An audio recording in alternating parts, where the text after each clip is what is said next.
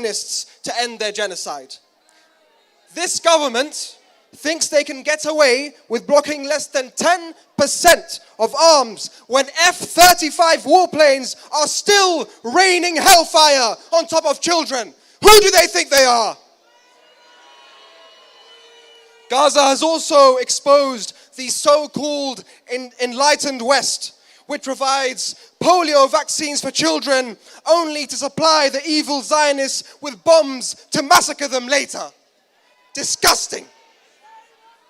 Gaza has exposed the so-called rules-based order, which convenes immediately after the deaths of 6 Israeli captives, but has not moved a muscle for the countless Palestinians being tortured, raped, and killed in Israeli prisons. And yet, while these truths have been exposed, the genocide still goes on. 11 months in, and yet every day there's a new disease outbreak. Every day there's a new massacre. Every day a new reason to prove that every single person involved belongs behind bars. And that's not only the Zionist leaders, that's also Keir Starmer. It's also Rishi Sunak, Joe Biden, and Kamala Harris. And in order to achieve justice, we must continue to work. Take, for example, the brave students taking their universities to tasks. Yes. These universities would prefer to sue their own students instead of divesting from genocide. Shame! Shame! We need to support these students every way we can. Do not lose hope. Do not give up. They want us to believe that we are insignificant. They want us to believe that we are powerless. But that is so far from the truth. And every one of you is the power to move mountains. In each and every one of you is the power to change history. Believe in your power. Use your power. Organize. Take action. And we will see from the river to the sea. From the river to the sea.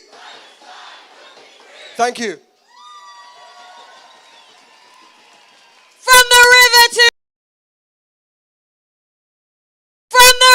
to the sea. And from the sea to the river. Okay, now the first thing I've got for you is a statement from Jeremy Corbyn, who's unable to be with us today because he's at a conference abroad. And he says, "Well done on defeating the efforts to silence us. We will never allow the Palestinian people to be silenced." This week, the UK government suspended 30 arms licenses. We need an end to all arms supplies and military facilities for Israel. 40,000 already dead in Gaza, alongside the killing of Palestinians in the West Bank and the condemnation by the World Court. We will stand with the Palestinian people for as long as it takes to end this occupation. Solidarity always. Jeremy Corbyn and the independent MPs.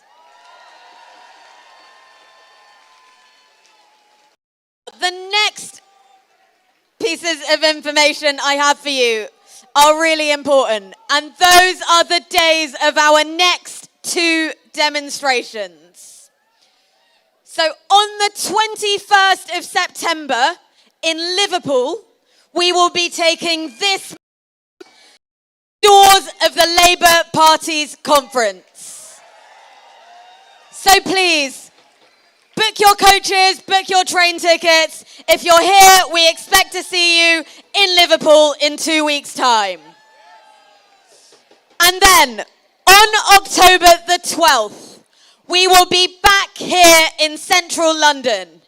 And that is one of the most important demos that we will have done. We'll be back on October the 12th to mark 1 year of Palestinian resistance to genocide. So please, do absolutely everything you can to be there. We're hoping that this is going to be the biggest demonstration in British history.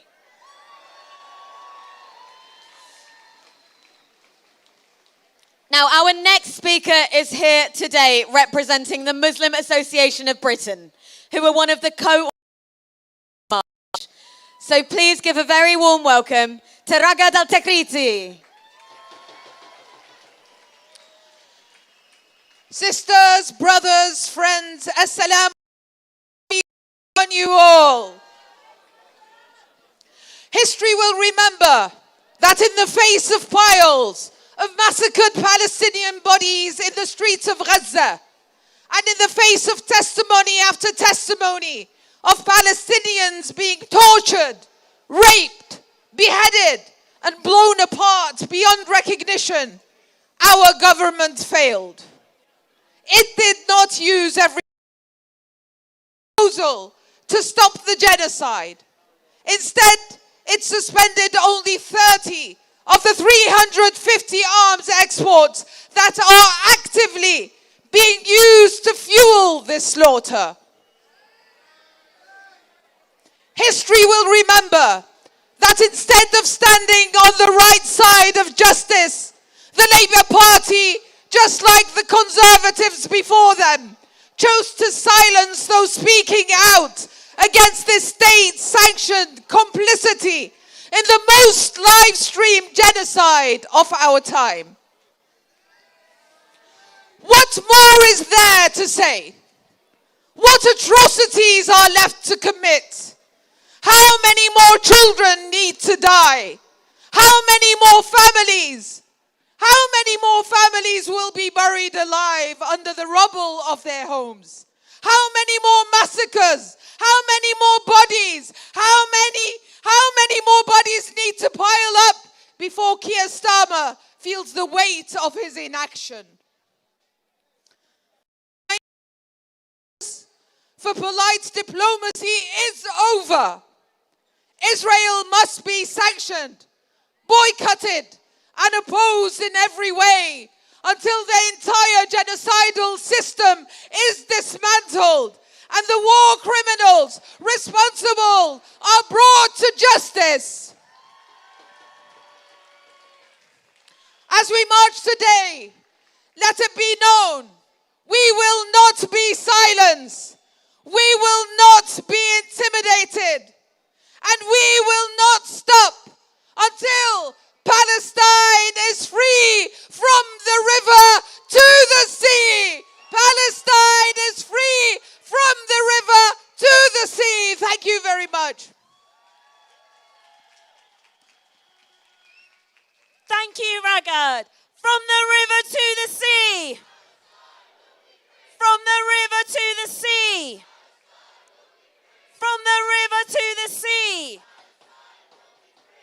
Our next speaker is here representing thousands of Jewish people in Britain who have joined the Jewish bloc on today's demonstration. So please give a warm welcome to Emily Stevenson. Okay, if anyone's seen me speak before, you know what I'm going to say next. But respond to what I say as you would in Arabic. Shalom Aleichem, everyone. I always like doing that because it's such a nice moment of levity on what are often really, really depressing rallies. And I'm going to start today by talking about Ayşenur Ezgi Aygi. I don't know if anyone here has heard of her, but she was a Turkish-American peace activist with the International Solidarity Movement who was killed yesterday by the Israeli military. She was shot in the head, protesting against an illegal settlement in Beta. She was 26 years old, killed by a sniper for the crime of what? Asking the state of Israel to uphold the basic tenets of international law.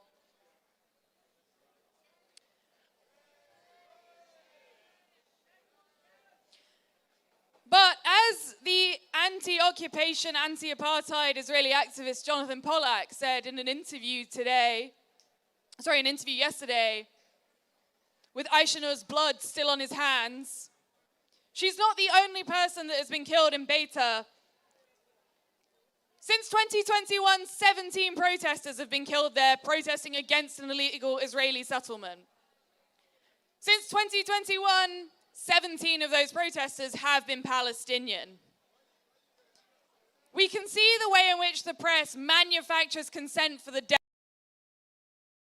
It would be remiss of me to not mention the deaths of Lebanese people in southern Lebanon as well. For shame. And we can see the way in which the media is manufacturing consent for Aishanur's murder by repeatedly emphasizing her Turkish heritage as if that makes her any less worthy of life. It's time that the IDF, IOF, Israeli military, call them what you want, we know what they are, occupiers, terrorists. This isn't the first time they have grievously injured activists, such as Kiva Butterfly, who was seriously injured in Jenin, protesting against occupation, such as Ian Hook, who was killed in Jenin in 2002, or Tom Herndal, who was killed in the exact same manner as Aishanur, or James Miller, who was killed in Rafah in 2003, or Rachel Corrie, who was crushed to death by an IDF bulldozer trying to stop the Israeli military from destroying Palestinian homes in Gaza so they could settle Israelis in them. These are dark times. They're times for pragmatists. They're times for people who need to turn up in the streets. They're times for people who email their representatives. They're times for people who, I'm not going to finish that sentence because I might get in trouble, but they're times for people who take actions into their own hands. They're times for people who have uncomfortable conversations with family members, blindly Zionist talking points. They're times for people who've had enough, who've seen enough, who are tired of watching our government give carte blanche to the Israeli war machine. These are pragmatic times.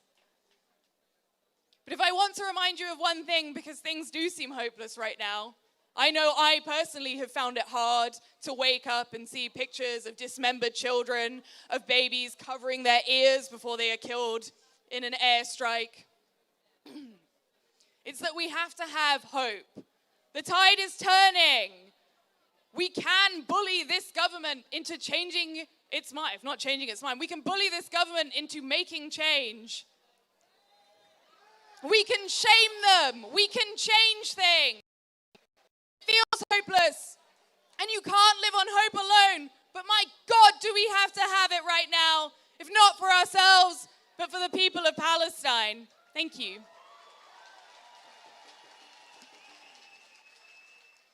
In our thousands, in our millions. In our thousands, in our millions. In our millions, in our billions. Now our next speaker is a member of the Labour Party's National Executive Committee. She has been at the front of these demonstrations from the very beginning when others stayed away. She spoke at the first national demonstration last October, and she continues to lead dissent against Keir Starmer's complicity in the genocide. Please make some noise for Jess Barnard.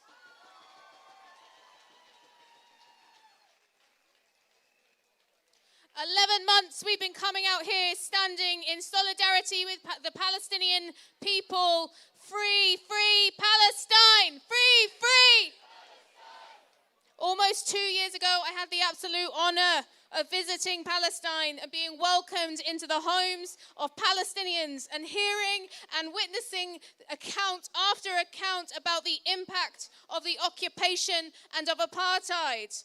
And we promised, and I promised, we would come back and tell their stories. We would come back and stand with them, and we would hold the people in my party and now the people in government to account. We would hold them to account for their complicity with apartheid and genocide, and we would speak up for a free Palestine. This week, my little brother was getting ready to go back to school for his final year at high school, just as millions of children in this country were heading back to school, a right to their education protect as sacred. But the children in Gaza have no school to go back to. They cannot return to their education. Israel has destroyed that right. This week, thinking of the children I met in the West Bank who were attacked by illegal settlers and the IDF while they walked to their local school. I'm thinking of the young children who live in refugee camps in the West. The act of resistance was refusing to leave the land on which they were born. Now, I don't know about our government, but I'm not okay living in a world where Palestinian children are killed and denied their right to an education while our country is complicit. So we will keep turning out, but we cannot just despair. We do not have the time to just sit and despair. Now is the time to ramp up the pressure on the new Labour government. And friends, we haven't been marching in vain, and don't let anybody tell you that.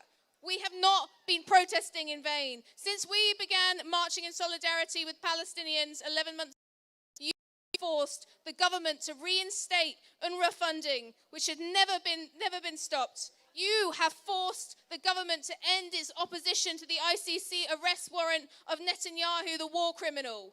Student occupations across the country have successfully held their universities to account and stood down the threats to stop them accessing their own education. We've seen local councils like Islington Council divesting millions from companies who have been complicit in the forced displacement of Palestinians from the West Bank. We've seen trade unionists in companies and organizations across the country forcing bosses to divest from companies complicit in genocide and apartheid. These would not have happened without you. Justice is not something that leaders can just give to us. It's something we have to organize for. It's something we have to fight for. And you are fundamental in making sure we win. But with a new Labour government in power, now is not the time to slow down. We need to ramp up that pressure, demand justice louder. We must build our movement bigger. And thanks to you, we have won a partial suspension of some arms to Israel, but we will not stop. We will not stop until every single British-made bomb, weapon, or part used to take the life of another Palestinian children is stopped. We will not give up until those are stopped from sending them to Israel. So those in Gaza don't have a choice but to keep going, and we honor them by resolving to push harder. So don't despair. Let's redouble our efforts. And to the Labour councillors, to my Labour colleagues, councillors and MPs who are told not to show up to these demonstrations and told not to speak against the government, now is the time to show up, speak up, hold our own party to account. Because we won't wait for Westminster to discover a conscience. Starmer, don't get comfortable, because we will hold you to account. Keir Starmer, you will see. Palestine will be free. Keir Starmer, you will see. Solidarity.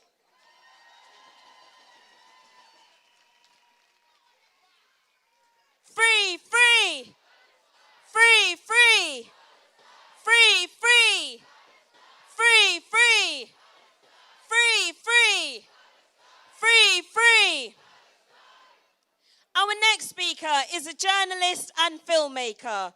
You may have seen her in a Sky News interview talking about the Amazon Sky packages. So please give a warm welcome to Miriam Francois.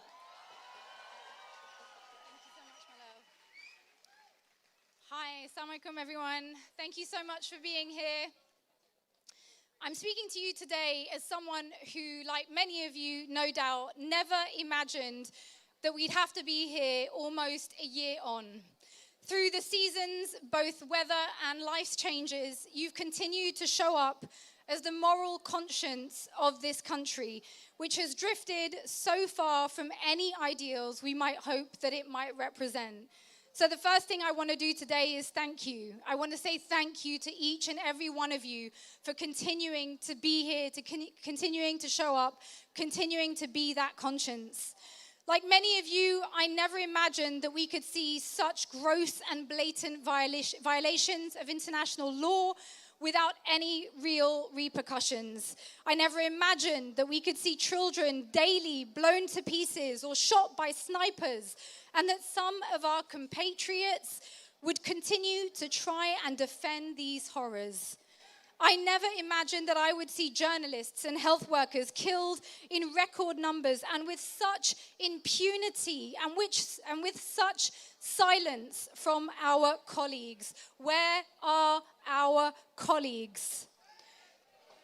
I never thought that I would see a prosecutor for the ICC publicly denounce death threats made against him, which seemingly impede him from issuing warrants for the arrest of the war criminals Netanyahu and Gallant.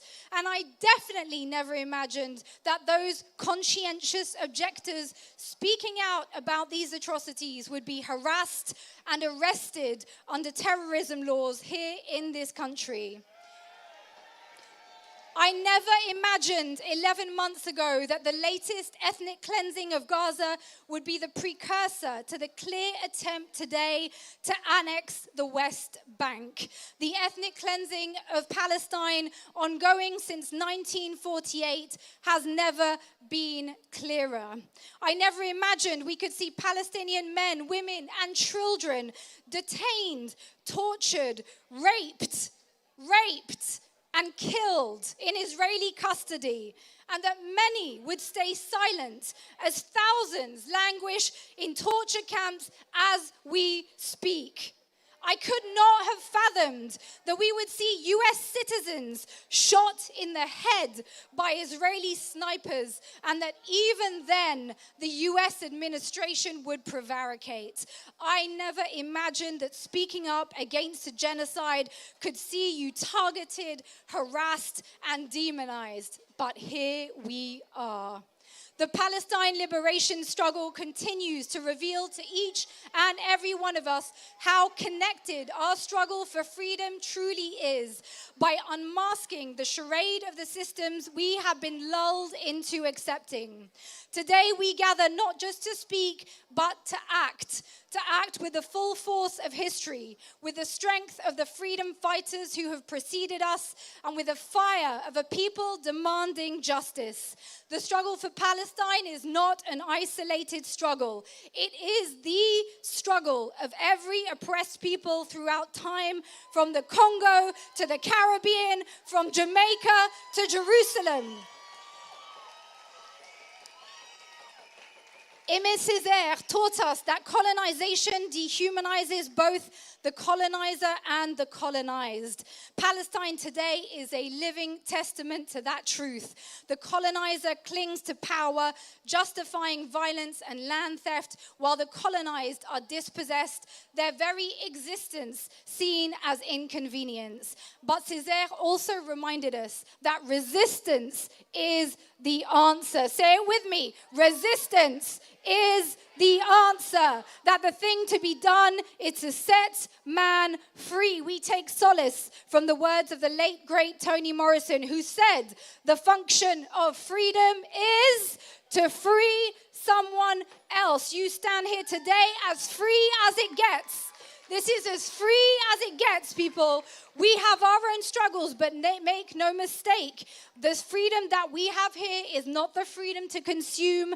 It is not the freedom to be complacent. It is the freedom to liberate. Do not squander it. So today we stand united and we say to Palestine, freedom is coming. Say it with me. Freedom is coming. It's coming through boycotts. It's coming through divestment. And it's coming through sanctions. Say it with me. Boycott.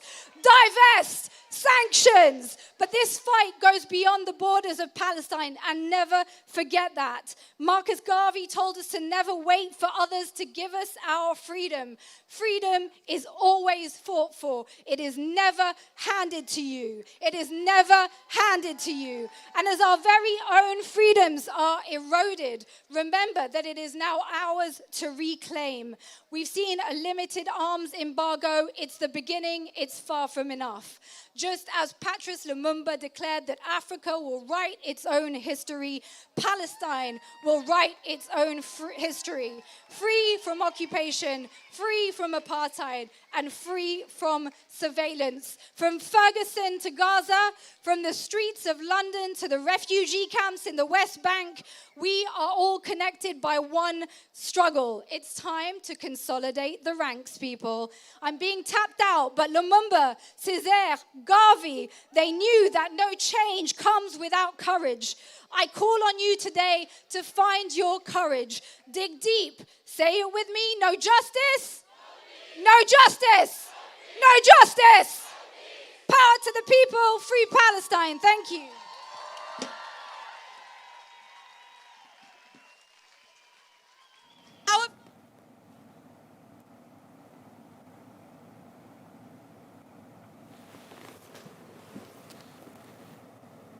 Please give a very warm welcome to Ben Jamal.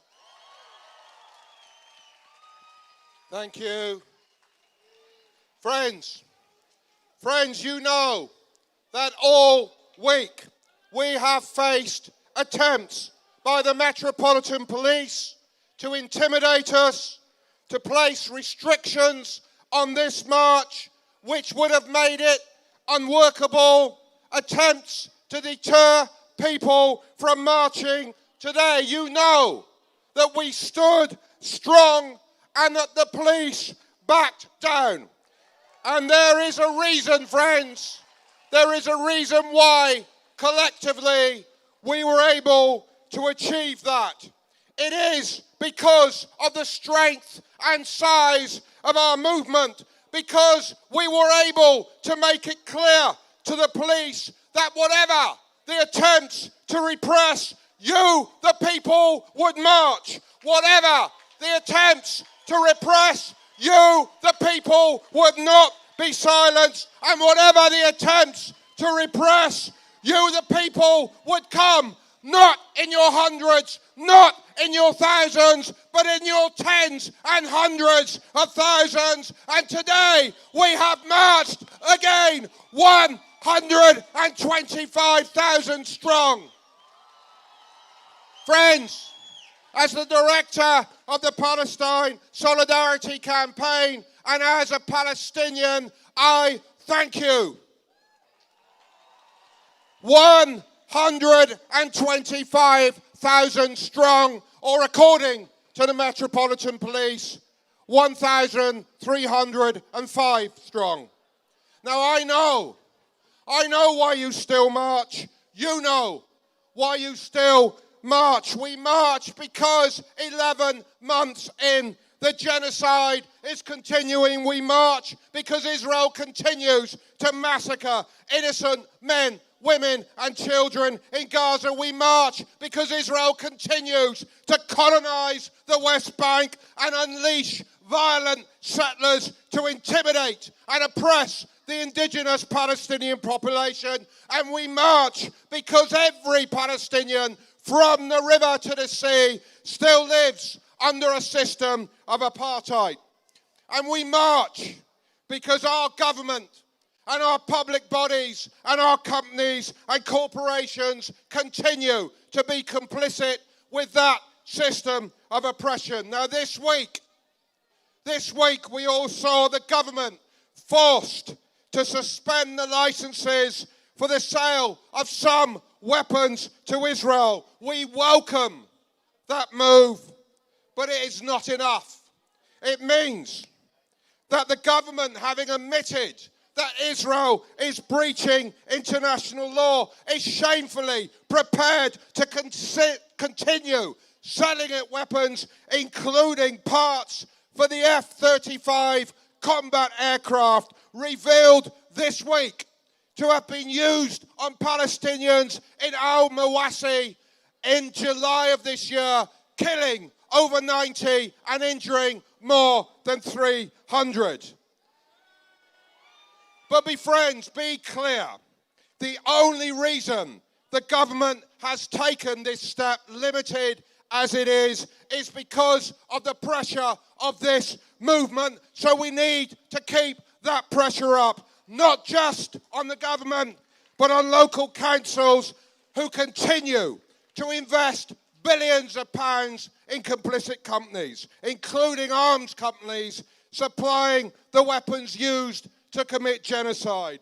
We, at the Palestine Solidarity Campaign, are ramping up our campaigns, calling for those local councils to divest. Last month, Walton Forest Council announced that its pension fund will divest from all complicit companies.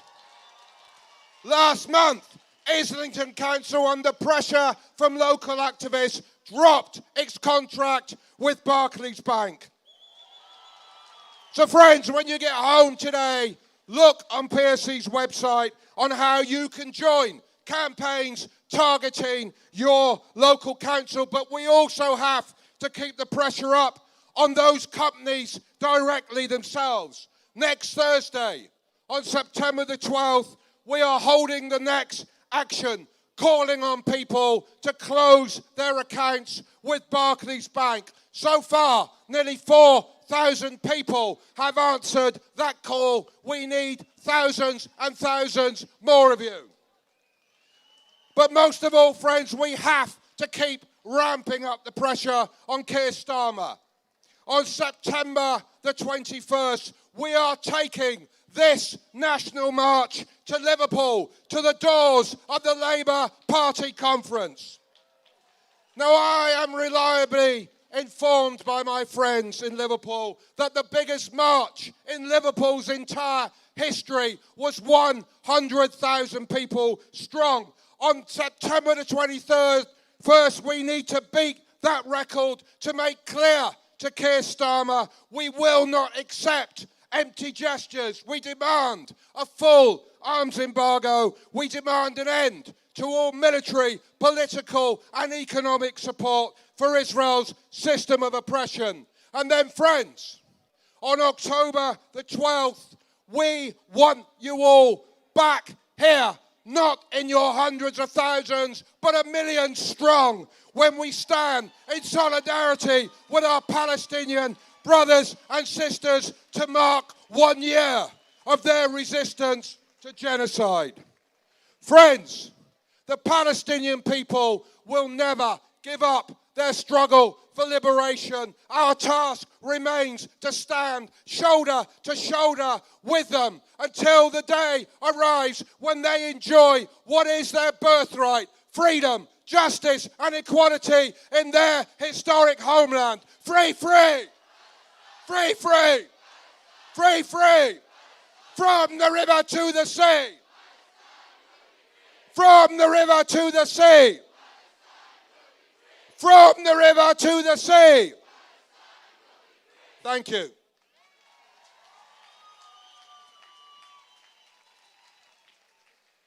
London, thank you so much for coming out today. 125,000 strong. When you're leaving the demo, please make sure you're leaving safely. Please avoid High Street Kensington Station, which is behind me. Please avoid High Street Ken. We'd suggest that you leave across Hyde Park or back that way towards Knightsbridge or South Kensington, but please avoid coming this way. Left across the park, thank you. Sorry, yep. I got my lefts and rights mixed up.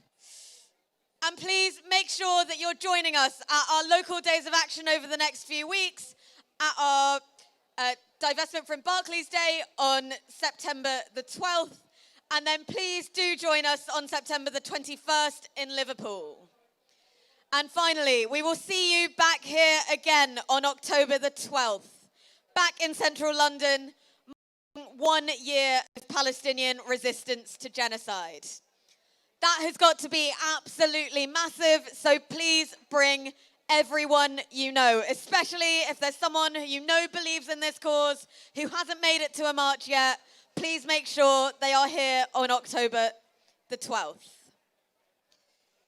Thank you very much for coming. Please get home safely, take care of yourselves, and we will see you on the 21st of September when we take this march to the doors of Labour Party conference in Liverpool. Free, free! Free, free! From the river to the sea! From the river to the sea! Assalamu alaikum and welcome back. And that was the demonstration, the 16th one of its kind. And of course, the next one is going to be a fairly big one. And we're waiting now for this 12th of October as well, which will mark a year's anniversary from when this took place. Thank you very much for joining us. We will be back again when the marches come and when the marchers speak once more to the people. Thank you.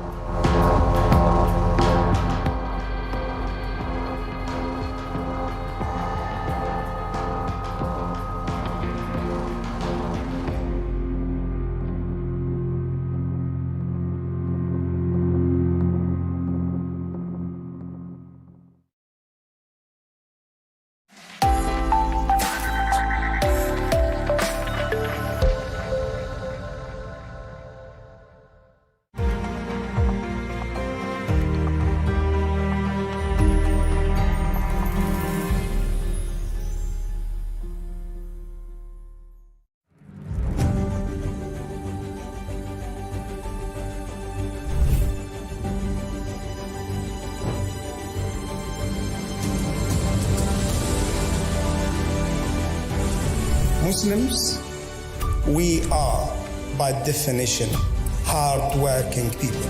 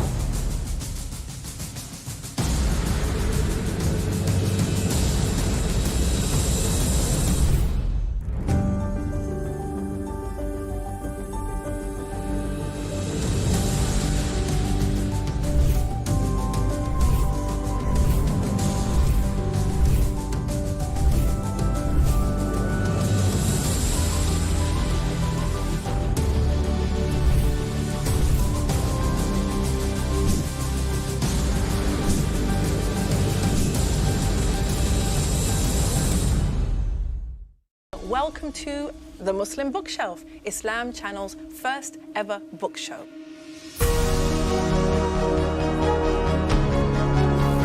The more that you read, the more things you'll know. The more that you learn, the more places you'll go. In the Quran, Allah subhanahu wa ta'ala commands us to read. Reading has the power to open our eyes, open our hearts, and truly transform us.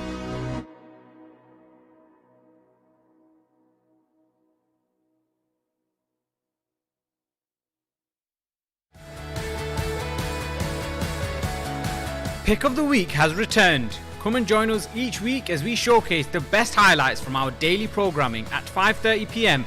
every Sunday on Islam Channel. The National Qira'ah competition is back and is better than ever before. Each week, contestants will go head-to-head with the final taking place at the prestigious Global Peace and Unity event in the XL Exhibition Centre. Come and join us live as we find the new National Qira'ah champion, only on Islam Channel.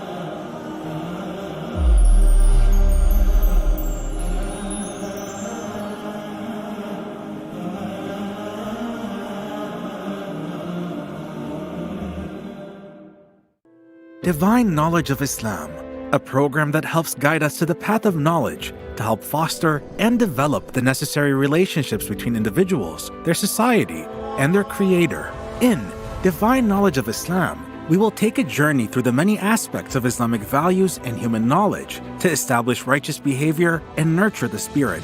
Divine Knowledge of Islam extracts the premises of a lifestyle based on mutual support and love that stems from the teachings of the Quran, and it aims to bring stability to the souls, promote the well-being of the body, and elevate societies.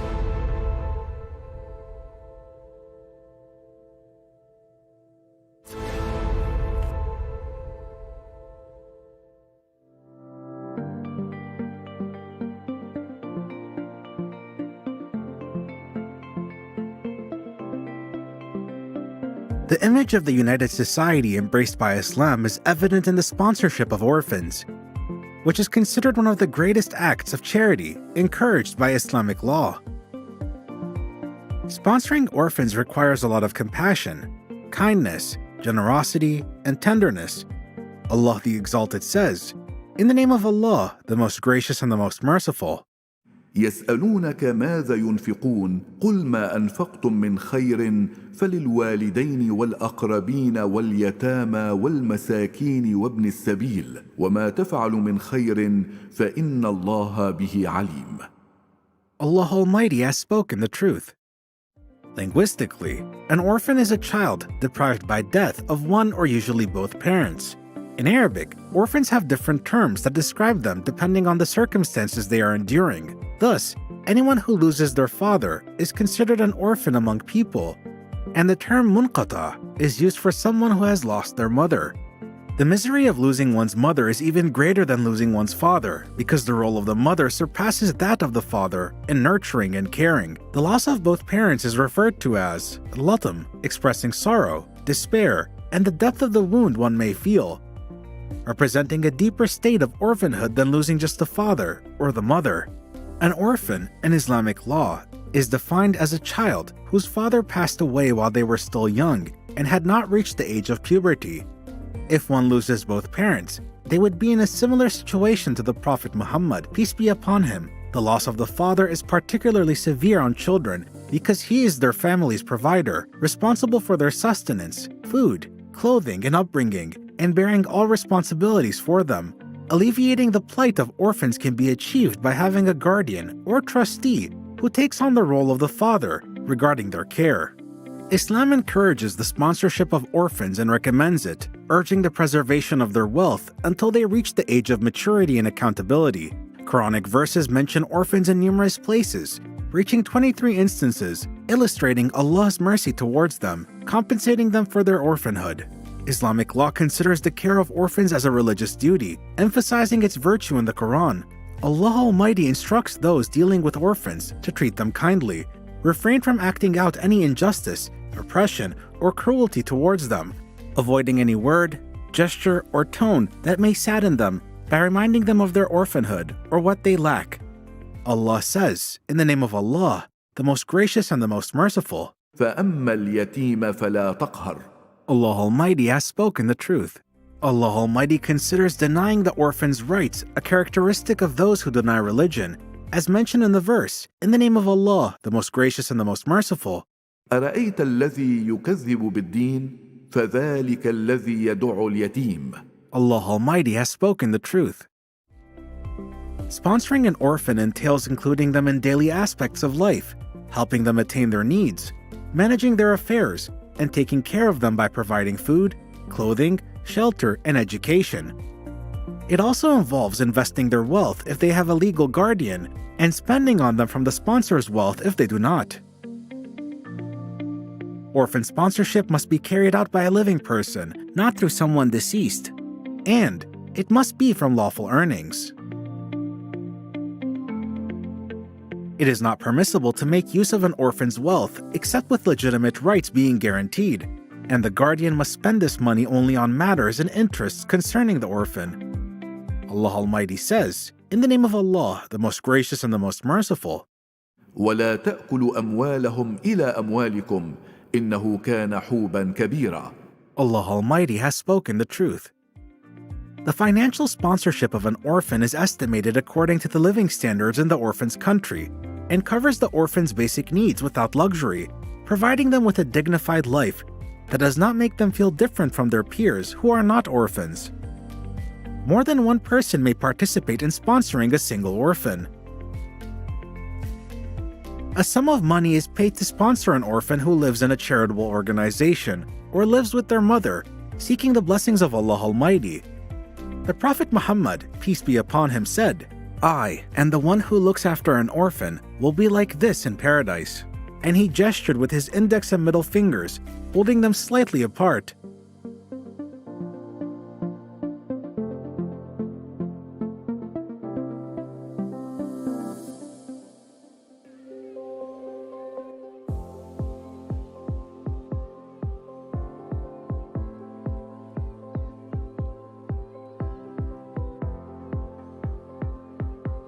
Orphanhood in the early stages of life negatively impacts a child's growth because the affection they need at this age is essential for their natural and healthy development.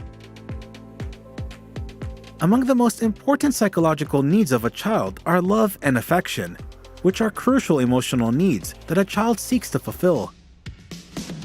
Moderate mutual love between the child and their parents, siblings, and peers is a necessary requirement for their mental health.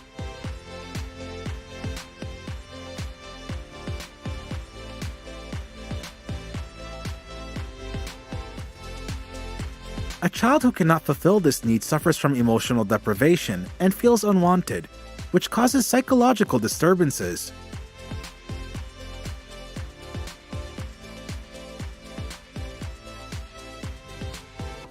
A child needs paternal care, especially from the mother, to ensure that the developmental demands of a child are properly met.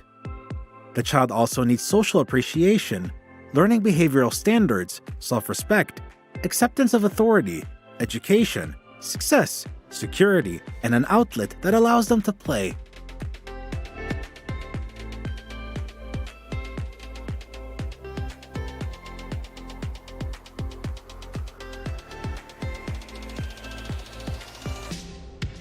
Children who grow up without a father face many problems, which may lead to emotional faults, low self-esteem, anxiety, depression, and difficulty in establishing friendships. These issues can have repercussions on their growth and overall equilibrium, and impact the society they grow up in, despite some children adapting to changes and surrounding circumstances.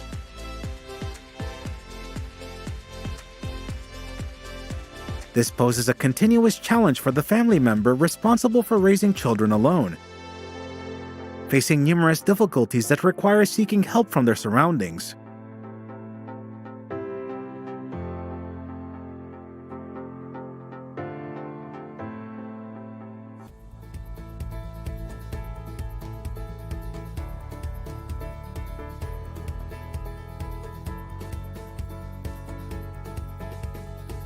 The phenomenon of orphanhood is one of the harsh realities that negatively impact societies and threaten their collapse if not addressed in a manner pleasing to Allah Almighty and to human consciousness.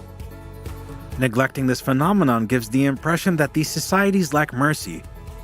Orphans have a right that is owed by society and should be given priority regarding care and attention. This care and sponsorship are obligatory for individuals and institutions within the community.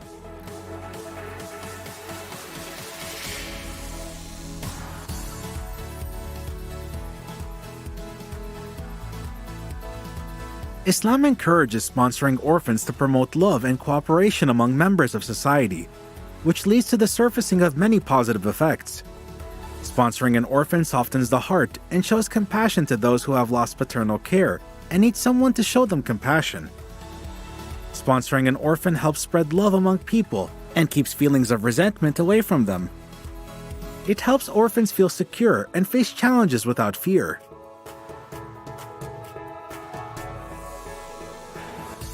Sponsoring an orphan makes society more cohesive and charitable. A person who is kind to an orphan will have the blessings of Allah, who will ensure that good things will happen to their children after them. Sponsoring an orphan is something that Allah Almighty has recommended in many verses of the Quran, making orphans active and positive members of society, beneficial to themselves and their community. They are kept away from psychological complexes that can turn them into rebellious and destructive parts of society, facing humiliation, oppression, and neglect, especially after losing paternal care, and if they do not have a sponsor to guide them to the right path. Allah Almighty has guided us to this by saying, "In the name of Allah, the most gracious and the most merciful." ويسألونك عن اليتامى قل إصلاح لهم خير وإن تخالطوهم فإخوانكم والله يعلم المفسد من المصلح. Allah Almighty has spoken the truth.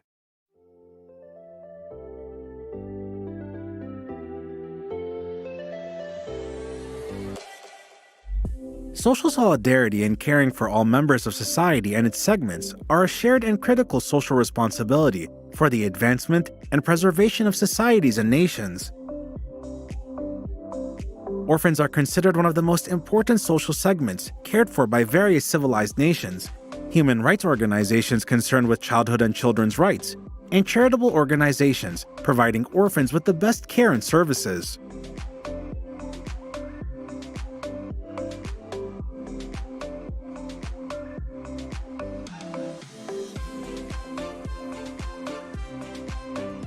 Orphanages are considered one of the most important charitable institutions in different societies and countries, sheltering a large number of orphans of different ages and genders who have been deprived of natural family care due to the loss of one or both parents due to death, divorce, separation, illness, or family breakdown. These institutions provide psychological, social, and material care through a team of specialists, offering them a family atmosphere while adhering to human and moral values while performing their assigned duties.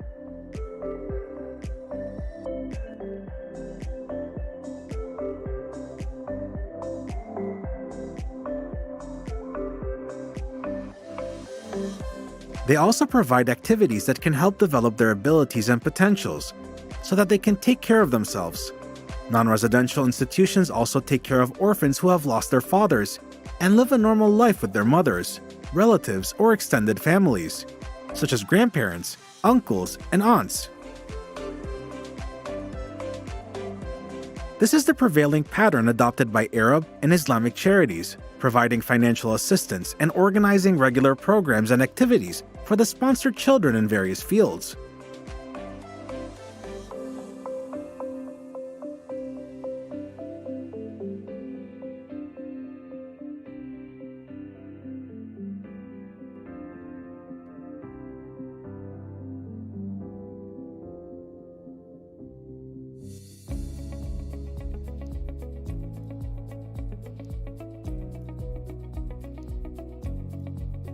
The responsibility of orphanages primarily lies in providing material and moral needs for their wards and people under their supervision, such as food, drink, shelter, and protection, along with educational, health, social, and recreational services, which constitute the most benevolent of acts.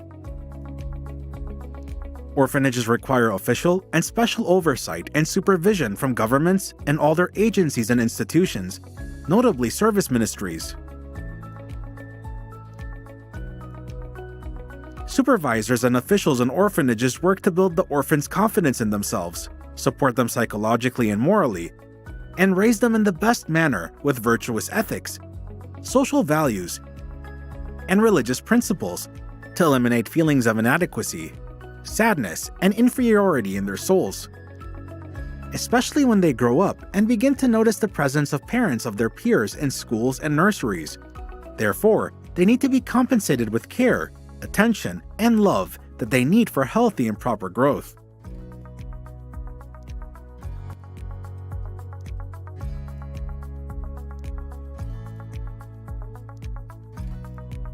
The staff working in these roles should be selected according to strict criteria and standards, including ethics,